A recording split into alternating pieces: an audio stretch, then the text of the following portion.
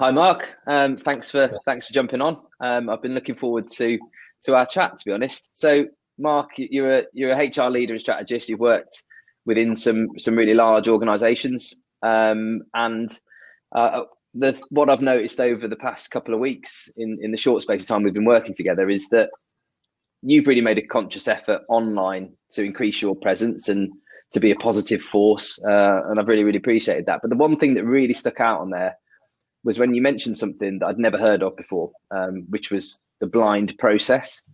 Um, as an inquisitive person, obviously wanted you to elaborate on that, and I found it really interesting. I'd love to get your thoughts on what a blind recruitment process is.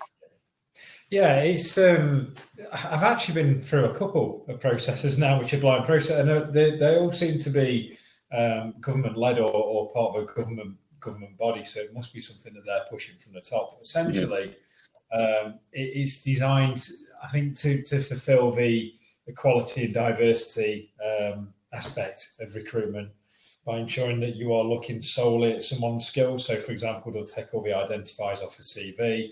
They're just focusing purely on the achievements and the key skills of that person. And how have you found it? It must be quite an alien process to go through, and actually simultaneously at the same time you've been going through arguably the complete contrast of that with a video recruitment process with ourselves. Yeah. What do you think the similarities, the differences, the advantages? I'd love to know your thoughts. Yeah. I think on its own merits, I've enjoyed it because it's what it has done is it's given me an opportunity, particularly on the assignment piece, to just really get my knowledge onto paper. Limited at that because there's a word count on it, but I know that someone is judging me on my skill set. In contrast to the video selection, and this is what I really liked, and I was very open about this from day one. Yeah. This anxiety that I tend to get, and I know other job seekers get it as well, where they're going into a recruitment process. They want to see what the person looks like before they're in the room with them. They want to prepare for that and just get that I think mental rehearsal through it, and the video process gives you that, so you know what you're encountering. And it certainly prepared me a lot better. Well, you're preaching to the converted on the video process, but when you start in that blind process, talk us through it a little bit. What happens? What are the stages, and how do they take you through it? It's in both cases it's been coordinated by an agency for me. So that's taken a little bit out of it anyway, because they're just acting as a go-between between the hiring organisation. Is there not and no disrespect there's just a thought that agency could possibly bring bias into that process? Potentially, yeah, and I think that bias is such a huge thing. It can creep in anywhere. I mean, ultimately, you could go through a completely watertight process that's free of any bias and really managing the EQ, D&I, and then get to your workplace on day one and work for a manager who for one reason or another. That's exactly what I thought. So we are humans, and therefore we have biases, whether they're conscious or unconscious. And there's a conversation we had previously, wasn't it, to say that you could go through the process which is doing as much as possible to eliminate that bias, but then you must meet somebody. And how do you eliminate bias then? I mean, surely you can't, right? No, you can't. Unless you are very sort of self-reflective and I think able to challenge your own thoughts. Which, being totally honest, someone who works in HR who lives and breathes and preaches this stuff day in, day out, but I've still found myself backwards in my career where I've maybe had some sort of bias towards someone and I've had to challenge those thoughts and work around that and question why I've been doing it. So you're absolutely right. Yeah. So you're saying that you have the first stage of that is for a CV to go in that's got any possible indicator of where you've come from, where you've studied, what your name is. But then you go from that to what you said was an audition piece, and that was a written piece.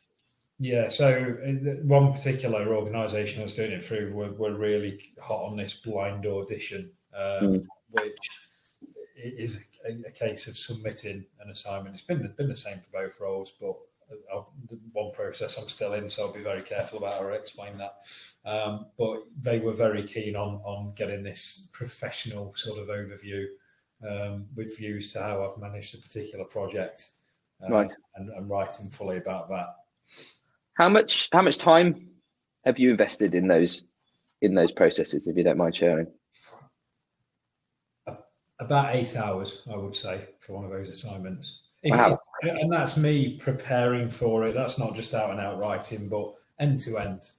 Do you think that by nature is you anyway? You would feel like you want to be, you would probably go further than other people, or do you think that's the process is kind of dictating that for you?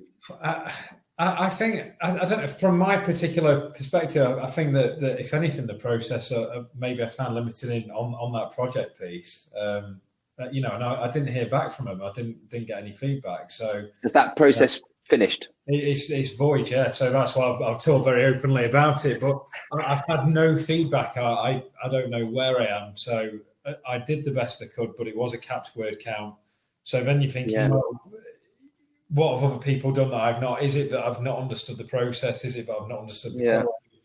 I think being able to talk passionately about it is where I always manage to win through on it. That's a shame. I think for any person, whether there's a pandemic or not, I think people deserve a bit of feedback if you're going to invest that amount of time. I think even if it's a significantly smaller amount of time, to do something like that blind, I don't think the blind process should be applied to the feedback bit where you don't get any.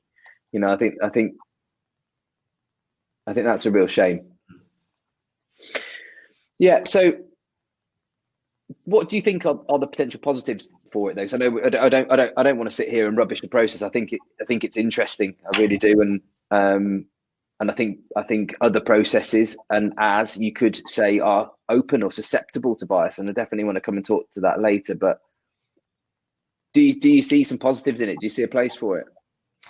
I do, because I even though we people do have those bias, and bias does exist, and we've grown that out, but there is always still that case. You don't know who you're going to be recruited by. You don't know who the hiring manager is or who's doing the selection. More often than not, it's not the hiring manager.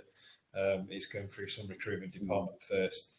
And I think taking that sort of element out of it, and I've seen it happen in workplaces with teams I've managed, and at times I've had to sort of instill those beliefs into them of good practice.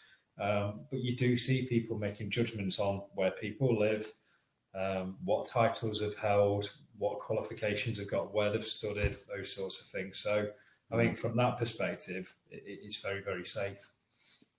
I think that the human element of the recruitment process is the bit that I've found fascinating. It is people, and most of my experience has been working with SMEs. And so often people will say, yes, we need this skill set, but they've got to be able to fit in here, get on here, those kinds of conversations. And I think that's a normal need. But I think that an SME to then go through a blind process would be really difficult, because how would they then manage those relationships, those interactions internally? I think that would be really difficult. I think we and we'll talk a little bit about the video side of things. We're able to present clients with a short video shortlist, 2, 3, 4 minute clips of somebody in their natural habitat, much like you are at the moment, as talking at home comfortably about stuff that so we don't tend to necessarily script it. It will be, there's usually something, I find that the same with you, there's a part of the experience that's really important, or maybe there's a lack of a certain type of experience. I think we need to talk about that, because there's merits for everybody in different ways. But you could argue that it enables people to for bias to kind of come to the fore.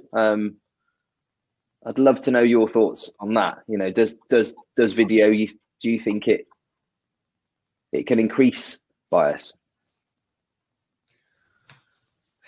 It's something that I quizzed myself about a lot. And, you know, I always remember when I was about 18 years old applying for a job at Phones for You.